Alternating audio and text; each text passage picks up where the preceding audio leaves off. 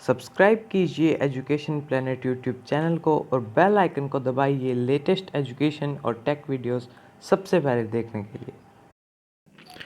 प्रिय विद्यार्थियों, हमने एनसीईआरटी क्लास 6th की साइंस सब्जेक्ट में हमने पाठ पढ़े थे।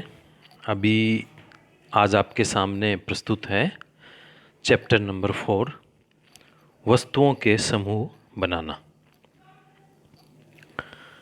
आपने इससे पहले के 3 जो लेसन थे उसमें आपने जाना किस प्रकार से हमारे देश में भोजन की विविधता है और इसी प्रकार से वस्त्रों की भी विविधता होती है। तो ये जो हमारा चैप्टर है आज का, वस्तुओं के समूह बनाना, तो हम अपने चारों ओर अनेक प्रकार की वस्तुएं देखते हैं, जैसे कुर्सी है, बैलगाड़ी है, कोई साइकिल है, खाना पकाने के बर्तन है, कहीं कोई पुस्तक है, गिलास है। इन सभी वस्तुओं की आकृतियाँ, उनका रंग और गुण अलग अलग ही होते हैं। अब ये देखिए, ये एक चित्र है जिसमें हमारे आसपास की जो वस्तु हैं उनमें से इस प्रकार की वस्तु हो सकती है। इसमें कहीं मोबाइल दिखाई दे रहा है, कहीं ताला है, कहीं पर एक खिलौना है, कहीं ये गिलास है, कहीं पिन रखने का एक ये सामग्री है, कहीं दस्ताने हैं, पेन, पेंसिल। तो ये विभिन्न प्रकार की सामग्री हमारे चारों ओर होती है। तो हम जो ये चारों ओर हमारे सामग्री है, इनमें से हम देखेंगे गोल आकृति की सामग्री कौन सी है। तो हमारी जो सूची बनेगी उसमें विभिन्न प्रकार की गेंद, जैसे रबड़ की गेंद, फुटबॉल, कंचे, ये शामिल हो सकते हैं। यदि हम अपनी सूची में लगभग गोल वस्तुओं को सम्मिलित कर लें तो इसमें सेब, संतरे और घड़े जैसी वस्तुओं को भी रखा जा सकता है। मान लीजिए हम ऐसी वस्तुओं पर ध्यान दे रहे हैं जिन्हें खाया जा सकता है, तब हम इस सूची में उन सभी वस्तुओं को सम्मिलित कर सकते हैं। जैसे फल है, कोई मिठाई हो सकती है। यदि हम गोल की बात करें तो गुलाब जामुन हो सकता है, रसगुल्ला हो सकता है, फल में चीकू हो सकता है। तो जिन गोल वस्तुओं की हम सूची इसमें बनाएंगे, उनमें से कुछ और वस्तुएं भी हम इसमें शामिल कर सकते हैं। मान लीजिए कि हम प्लास्टिक की बनी वस्तुओं का एक कोई समूह, एक ग्रुप बनाना चाहते हैं, तो इसमें हो सकता है बाल्टियाँ, लंच बॉक्स, खिलौने, जल के पात्र, पाइप तथा इसी प्रकार की बहुत सी वस्तुओं को इस समूह में स्थान मिल सकता है। अतः वस्तुओं के समूह बनाने के बहुत से तरीके हैं।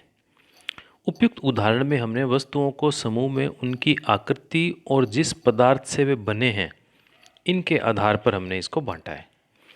हमारे चारों ओर की वस्तुएं एक अथवा एक से अधिक पदार्थों से बनी होती है। ये पदार्थ कांच, धातुएं, प्लास्टिक, लकड़ी, रुई, कागज़, पंख यानी कीचड़ या दलदल तथा मृदा यानी मिट्टी हो सकती है। तो आप इन पदार्थों के और अधिक उदाहरणों के विषय में भी आप इसमें विचार कर सकते हैं। एक आप प्रयोग कर सकते हैं कि आप अपने चारों ओर से जितनी संभव हो सके उतनी वस्तुएं इकट्ठी कीजिए। हम में से प्रत्येक अपने घर में प्रतिदिन उपयोग होने वाली एक वस्तु ला सकता है ये प्रयोग करने के लिए, तथा कुछ वस्तुएं कक्षा के कमरे में अथवा विद्यालय के बाहर से एकत्र की जा सकती है। हमारे इस संग्रह में हमारे पास क्या होगा? चौक हो सकती है, पेंसिल हो सकती है, नोटबुक, रबड़, डस्टर, हथौड़ा, कील, साबुन, पहिए का आरा यानी पहिए का जो घेरा है वो, बैट हो सकता है, माचिस की डिब्बी, नमक, आलू, अन्य सब्जी। हम ऐसी वस्तुओं की एक ऐसी सूची बना सकते हैं जिनके बारे में हम केवल सोच ही सकते हैं, कक्षा के कमरे में ला नहीं सकते। जैसे हम दीवार सोच सकते हैं, वृक्ष, दरवाज़ा, ट्रक, ट्रैक्टर, सड़क। इस संग्रह से उन सभी वस्तुओं को पृथक कीजिए जो कागज़ अथवा लकड़ी से बनी है। इस प्रकार आप सभी वस्तुओं को 2 समूह में बांट सकते हैं। इनमें एक समूह की सभी वस्तुएं कागज़ अथवा लकड़ी से बनी हैं और दूसरे समूह की वस्तुएं इन पदार्थों से नहीं बनी। इसी प्रकार हम खाना पकाने में उपयोग होने वाली वस्तुओं को अलग कर सकते हैं। अब इसमें थोड़ा सा और हम योजनाबद्ध तरीके से सोचेंगे तो अभी जो सबसे पहले हमारे सामने सूची आई थी, ये जो वस्तुएं हमने सबसे पहले चित्र के रूप में हमारे सामने आई थी, तो ये जो चित्र 4.1 है, इसके अनुसार इस सूची में वस्तुओं की सारणी हम बनाएंगे जो कि चित्र 4.1 में जो पदार्थ हैं, प्रत्येक वस्तु जिन जिन पदार्थों से बनी है उसको पहचानने का प्रयास करेंगे। एक लंबी सारणी बनेगी जिसमें जितनी वस्तुएं संभव है उन सभी के बारे में सूचना इकट्ठी करके उसको लिखना एक कौतुक का विषय हो सकता है। एकत्र की गई वस्तुओं में से कुछ वस्तुओं के पदार्थों के बारे में पता लगाना बहुत कठिन काम होता है। ऐसे प्रकरणों में पदार्थों की पहचान के लिए आप अपने से बड़ों से इसके बारे में विचार विमर्श कर सकते हैं। अब ये जो चित्र 4.1 था, इसके जैसे वस्तु है प्लेट या थाली। अब ये किससे बनी होती है? इस्पात से, कांच से, प्लास्टिक से बन सकती है। पेन किससे बना होता है? प्लास्टिक से या कोई धातु का बना हो सकता है। या कोई कुर्सी हो सकती है, तो कुर्सी प्लास्टिक की हो सकती है, धातु की हो सकती है, लकड़ी की भी हो सकती है। तो इस प्रकार से हम इसमें आगे इस बात को आगे बढ़ा सकते हैं। अब कुछ सामान्य पदार्थों की सूची हम देख सकते हैं। इसके अतिरिक्त अपनी जानकारी के और अधिक पदार्थ आप इस सारणी के कॉलम 1 में जोड़ सकते हैं। अभी जो सारणी बनी थी जिसमें ये प्लेट है, थाली है, पेन है, हम इसमें कुर्सी जोड़ सकते हैं। कोई अन्य सामग्री जैसे खाने पीने का सामान है उसको जोड़ सकते हैं, कोई बर्तन को जोड़ सकते हैं। तो ये सारणी हमारी बड़ी होती जाएगी। तो ये दैनिक उपयोग में आने वाली इन वस्तुओं के बारे में विचार करेंगे तो मुख्यतः ये इन्हीं पदार्थों से बनी है और उन्हें कॉलम 2 में हम जोड़ सकते हैं। इन सब सारणियों से हमें पता लगता है कि पहले हम वस्तुओं को कई ढंग से समूहों में रखा। इसके पश्चात हमने ये पाया कि हमारे चारों ओर की वस्तुएं विभिन्न पदार्थों से बनी हैं। कई बार तो कोई वस्तु एक ही पदार्थ से बनी होती है, तो ऐसा भी होता है कि एक ही वस्तु कई पदार्थ से बनी हो सकती है और फिर एक ही पदार्थ के उपयोग से कई वस्तुएं बनाई जा सकती है। अब यह कैसे निश्चित किया जाता है कि किसी दी गई वस्तु को बनाने के लिए कौन सा पदार्थ उपयोग किया जाना चाहिए? यह ऐसा लगता है कि अभी हम विभिन्न पदार्थों के बारे में और अधिक जानकारी प्राप्त करने की आवश्यकता है। अब हम जानेंगे पदार्थ। इस संसार में आपको जो कुछ भी दिखाई देता है, जो कोई वस्तु दिखाई देती है, वह प्रत्येक पदार्थ है। अब पदार्थ का गुण होता है कि पदार्थ स्थान घेरता है, पदार्थ में भार होता है और पदार्थ को व्यक्ति अपनी ज्ञानेंद्रियाँ, आँख, कान, नाक, त्वचा, इसमें से किसी एक के द्वारा या एक से अधिक के द्वारा वो उसको पहचान सकता है, उसको अनुभव कर सकता है। अब आपने कभी जानने का प्रयास किया कि गिलास कपड़े का क्यों नहीं बनाया जाता है? कपड़े के टुकड़ों के साथ जो प्रयोग हमने किया था उसको आप याद करोगे तो गिलास का उपयोग सामान्यतः द्रव को रखने के लिए करते हैं। अब यदि हम गिलास को कपड़े का बनाएंगे तो क्या होगा? हम उसमें कपड़े के बने गिलास में पानी डालेंगे, दूध डालेंगे, चाय डालेंगे तो वो उसमें रहेगी नहीं, उससे बाहर निकल जाएगी। तो गिलास बनाने के लिए हमें कांच, प्लास्टिक, धातु अथवा कोई ऐसे पदार्थ की आवश्यकता पड़ेगी जो जल को रोक सकता हो। इसी प्रकार खाना पकाने वाले पात्र बनाने के लिए कागज़ का उपयोग करना बुद्धिमानी नहीं हो सकती, क्योंकि कागज़ से ऐसा कोई पात्र बनाएंगे तो वो जल जाएगा। तब हम यह देखते हैं कि हमारे द्वारा किसी वस्तु को बनाने के लिए कौन से पदार्थ का चयन करना चाहिए। यह उस पदार्थ के गुण तथा उपयोग की जाने वाली वस्तु के प्रयोजन, पदार्थ का गुण कौन सा है और उससे हमें क्या काम में लेना है, इस पर निर्भर करता है। अतः पदार्थ के वह सब गुण कौन से हैं जो उसके उपयोग के लिए महत्वपूर्ण होते हैं, तो कुछ गुणों पर चर्चा करते हैं। दिखावट। पदार्थ प्राय एक दूसरे से भिन्न दिखाई देते हैं। लकड़ी लोहे से अलग दिखाई देती है, लोहा तांबे से अथवा एल्यूमिनियम से अलग दिखाई पड़ता है, परंतु फिर भी लोहा, तांबा, एल्यूमिनियम इनमें कुछ समानताएं हो सकती है जो लकड़ी में नहीं होती। अब देखते हैं आगे क्रियाकलाप में। विभिन्न पदार्थ जैसे गत्ता, लकड़ी, तांबे का तार, एल्यूमिनियम की शीट, चाक के छोटे छोटे टुकड़े इकट्ठे करो। क्या इनमें से कोई चमकीली वस्तु दिखाई पड़ती है? अब चमकीले पदार्थों को एक अलग समूह में हम अलग कर लेंगे। अब जैसे प्रत्येक पदार्थ को दो भागों में काटें, तो ताजे कटे पृष्ठों को ध्यान से यदि देखेंगे तो हम पाएंगे कि इन पदार्थों में से कुछ के ताजे कटे पृष्ठ चमकीले हैं और इन वस्तुओं को भी चमकीले पदार्थों के समूह में सम्मिलित कर सकते हैं। मान लीजिए हमने कोई धातु का हमारे पास पाइप है, उसको यदि हम काटेंगे तो क्या होगा, जो उसे कटे हुए सिरे होंगे वो एक चमक के रूप में हमारे सामने आएंगे। तो अन्य पदार्थों में भी इसी प्रकार की चमक अथवा द्युति, द्युति कहेंगे जो चमक होती है उसी को, जैसे भी संभव हो इसके किसी भी ऐसे ढंग से काटेंगे कि उसकी हम चमक देख सकते हैं। तो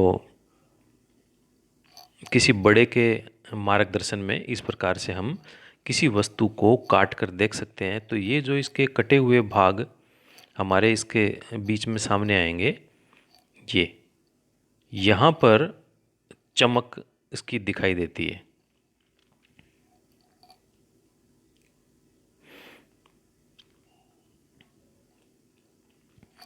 तो इस प्रकार का प्रयोग हम अन्य कई पदार्थों के साथ में कर सकते हैं। और द्युतिवान अथवा द्युतिहीन यानी चमकने वाले और बिना चमकने वाले पदार्थों की सूची हम बना सकते हैं। काटने के स्थान पर पदार्थों के पृष्ठों को रेगमाल से रगड़ कर भी देख सकते हैं। उसको काटने की आवश्यकता नहीं होती, उसको ऊपर से हम रेगमाल एक प्रकार का एक वस्तु होती है जिसको यदि हम किसी धातु के ऊपर रगड़ेंगे तो उसके ऊपर का जो धातु का ऊपर का आवरण है वो उसमें से कुछ वो हट जाता है, तो नीचे से उसकी चमक सामने आ जाती है। तो पदार्थ जिनमें इस प्रकार की चमक होती है या द्युति होती है वे प्राय धातु होते हैं। जैसे लोहा, तांबा, एल्यूमिनियम तथा सोना ये धातुओं के उदाहरण हैं। कुछ धातुएं बहुधा अपनी चमक खो देती है और द्युतिहीन या निष्प्रभ दिखाई देने लगती है। ऐसा उन पर वायु तथा नमी की अभिक्रियाओं के कारण से होता है। आपने यदि तांबे को, आपने कोई तांबे का पात्र है और उसको आपने कोई रेत से इत्यादि से इसको अच्छी तरह से साफ़ कर दिया तो वो एकदम चमकने लग जाएगा, वो धातु चमकने लग जाएगी। लेकिन कुछ दिनों के बाद में कोई नमी और वातावरण के प्रभाव से पुनः उसकी चमक समाप्त हो जाती है। तो ऐसा वायु और नमी की उस धातु के ऊपर एक अभिक्रिया होती है, उसके कारण से होता है। इसलिए हमें केवल ताजे कटे पृष्ठों पर ही ये द्युति या चमक दिखाई देती है। जब आप किसी लोहार अथवा वर्कशॉप का भ्रमण करें तो धातु की छड़ों के ताजे कटे पृष्ठों को देखने का प्रयास करोगे तो आप देखोगे उसमें चमक है या नहीं, वो आप उस समय अनुभव करोगे। अब अगला इसका गुण होता है कठोरता। जब आप विभिन्न पदार्थों को अपने हाथों से दबाते हैं तो उनमें से कुछ को दबाना कठिन होता है। दबाने का मतलब होता है ये सपिंडित करना। सपिंडित का मतलब उसको आप दबा सकते हो। तो कुछ को तो दबाना कठिन होता है और कुछ अन्य आसानी से सपिंडित हो जाते हैं या दब जाते हैं। धातु की आप एक चाबी लीजिए और इससे लकड़ी, एल्यूमिनियम, पत्थर का टुकड़ा या कील, मोमबत्ती, चाक, अन्य कोई पदार्थ अथवा वस्तु के पृष्ठों को खरोंचने का प्रयास कीजिए। तो आप कुछ पदार्थों को आसानी से खरोंच सकते हैं, जबकि कुछ अन्य पदार्थों को इतनी आसानी से नहीं खरोंचा जा सकता। वे पदार्थ जिन्हें आसानी से दबाया जा सकता है अथवा स्पिंडित किया जाता है अथवा खरोंचा जा सकता है वो कोमल पदार्थ कहलाते हैं। यानी ऐसे पदार्थ जिनको आसानी से हम दबा सकते हैं या हमने उसको ऊपर से खरोंचा और वो खरोंच उसमें लग जाती है, वो कोमल पदार्थ होंगे। जबकि अन्य पदार्थ जिन्हें संपीड़ित करना कठिन होता है कठोर पदार्थ कहलाते हैं। उदाहरण के लिए रुई अथवा स्पंज कोमल होते हैं जबकि लकड़ी कठोर है। अब दिखावट में पदार्थों में विभिन्न गुण हो सकते हैं, जैसे द्युति, चमक, कठोरता, रुक्ष, खुरदरा अथवा चिकना। क्या आप अन्य गुणों के बारे में सोच सकते हैं जो किसी पदार्थ की दिखावट का वर्णन कर सकता है? आप जब इस प्रकार का विचार करेंगे तो आपके सामने उसके अन्य गुण भी आ सकते हैं। जब आप उसको छूते हो तो किस प्रकार का दिखाई देता है। एक क्रियाकलाप देखते हैं। कुछ ठोस पदार्थ जैसे चीनी, नमक, चाक का पाउडर या बालू यानी बालू मिट्टी तथा लकड़ी के बुरादे के नमूने इकट्ठे करेंगे और कांच के 5 गिलास लेंगे। प्रत्येक गिलास के लगभग 2/3 भाग में जल भरेंगे, यानी 1/3 भाग उसका जल से भर देंगे। पहले गिलास में कुछ मात्रा में यानी 1 चम्मच भर के चीनी, दूसरे गिलास में नमक डालेंगे। इसी प्रकार शेष अन्य गिलासों में लकड़ी का बुरादा है, बालू मिट्टी है, चाक का पाउडर है, ये डालेंगे और प्रत्येक गिलास की अंतर वस्तु को चम्मच से विलोडित करेंगे। विलोडित का मतलब होता है धीरे धीरे हिलाकर उसको मिलाना। और अंतर वस्तु जो वस्तु उसमें डाली गई है कुछ मिनट तक प्रतीक्षा करेंगे, प्रेक्षण करेंगे यानी देखेंगे, तो पता लगाएंगे कि जल में मिलाए गए पदार्थों का क्या होता है। अब आप देखिए, ये गिलास हैं, तो आप देखोगे इसमें क्या तो लुप्त हो जाता है और क्या नहीं हो जाता। अब आप सोचिए, हमने सबसे पहले डाला था इसमें नमक, तो नमक जल में पूर्णतः लुप्त हो जाता है। हमने एक गिलास में डाला था चीनी, तो चीनी का क्या होगा? आप सब जानते हैं चीनी भी जल में पूर्णतः लुप्त हो जाती है। तीसरा पदार्थ बालू मिट्टी। बालू मिट्टी का क्या होगा? बालू मिट्टी उसमें नीचे बैठ जाएगी।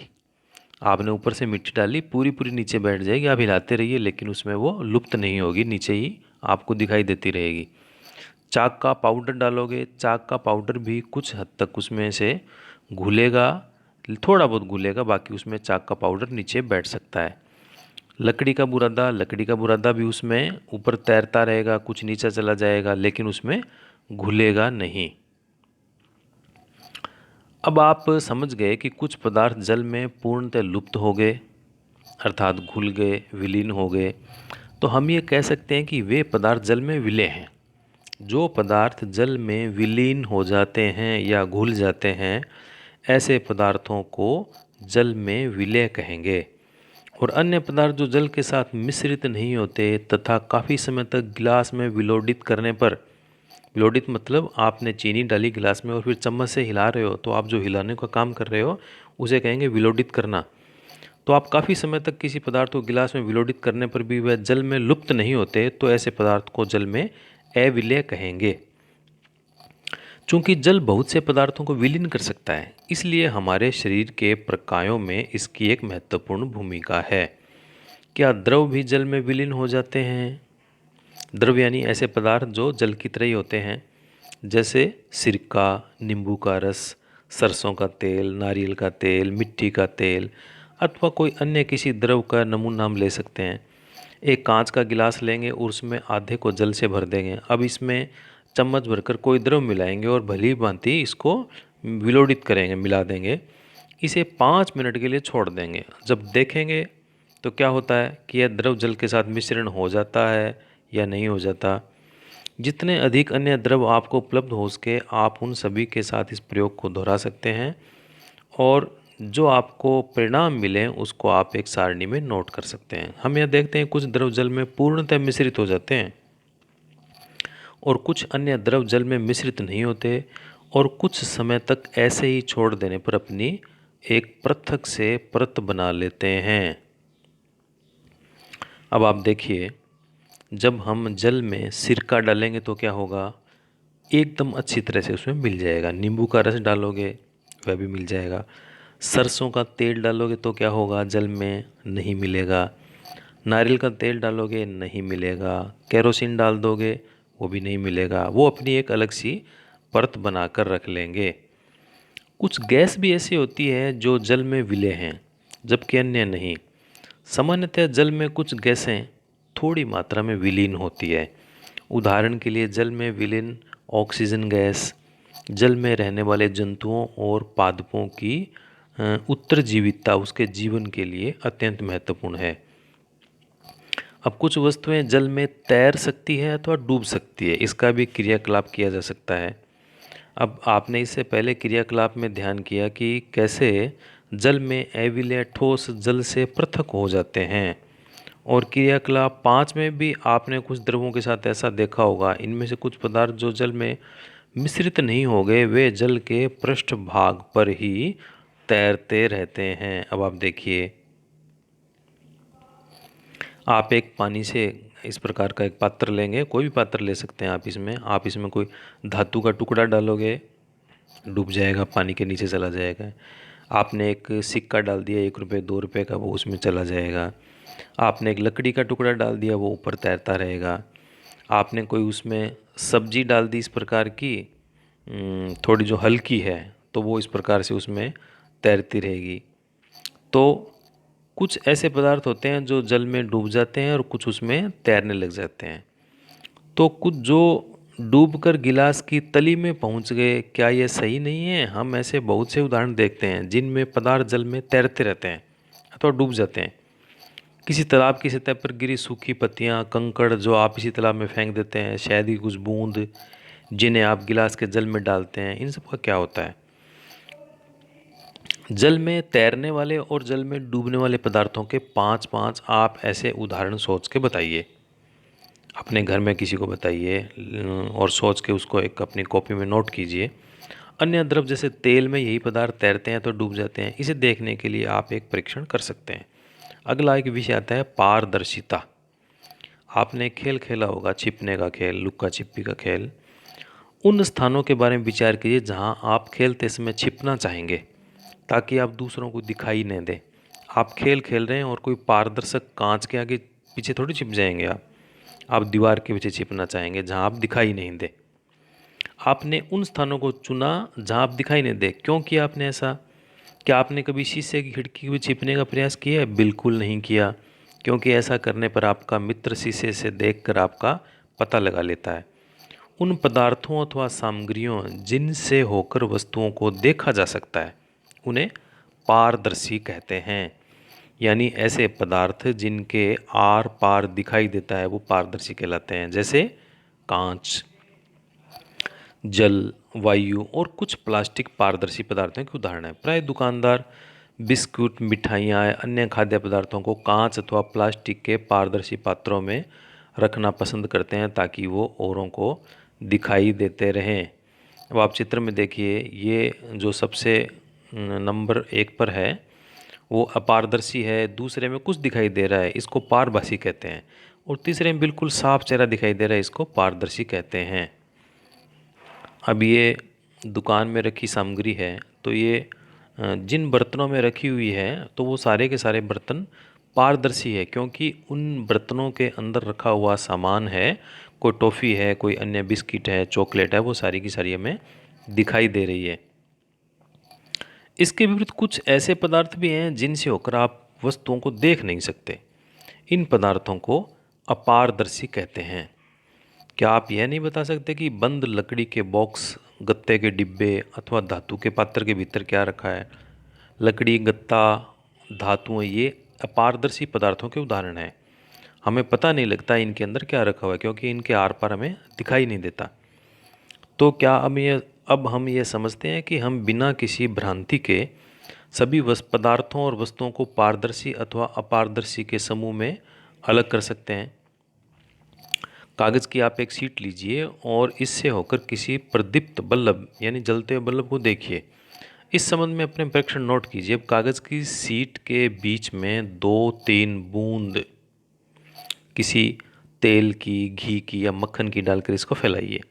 कागज़ के उस भाग में जहाँ तेल फैला है, प्रदीप्त बल्ब को दोबारा उस तेल लगे हुए स्थान से देखने का प्रयास करो। आप देखो, अब आप यह देखते हो कि आप क्या पाओगे। अब बल्ब हमें पहले की अपेक्षा और अधिक स्पष्ट दिखाई देने लग गया। परंतु क्या इस चिकने कागज से होकर प्रत्येक वस्तु को पूर्णतः स्पष्ट देख सकते हैं? नहीं देख सकते। ऐसे पदार्थ जिनसे होकर वस्तुओं को देख तो सकते हैं परंतु बहुत स्पष्ट नहीं देखा जा सकता, उन्हें पारभासी कहते हैं। कागज पे लगे उस तेलीय धब्बे को आप याद करो जिसका उपयोग हमने खाद्य पदार्थों का वसा बनाने के समय परीक्षण करने में किया गया था इससे पहले के पाठों में। वह पारभासी था। क्या आप पारभासी पदार्थों कुछ और उदाहरणों पर सोच विचार कर सकते हैं? हम पदार्थों को अपारदर्शी, पारदर्शी और पारभासी के समूह में बांट सकते हैं। पहले किसी अंधेरे वाले स्थान पर टॉर्च के कांच को हथेली के ढकने का सुझाव देती है। पहेली, टॉर्च का स्विच ऑन करके हथेली के दूसरी ओर को आप परीक्षण करेंगे तो आप देखोगे कि आपकी हथेली अपारदर्शी है, पारदर्शी है या पारभासी है। तो निश्चित रूप से हमारी हथेली पारदर्शी नहीं है, अपारदर्शी भी नहीं है, वह पारभासी है क्योंकि कुछ प्रकाश उसके अंदर से हमें दिखाई दे जाता है। अब हमने ये सीख लिया कि पदार्थों की अपनी भिन्न भिन्न दिखावट होती है तथा इनके जल अथवा अन्य द्रवों में मिश्रित होने के ढंग भी भिन्न भिन्न होते हैं। वे जल में तैरते हैं अथवा डूब सकते हैं अथवा पारदर्शी, अपारदर्शी अथवा पारभासी हो सकते हैं।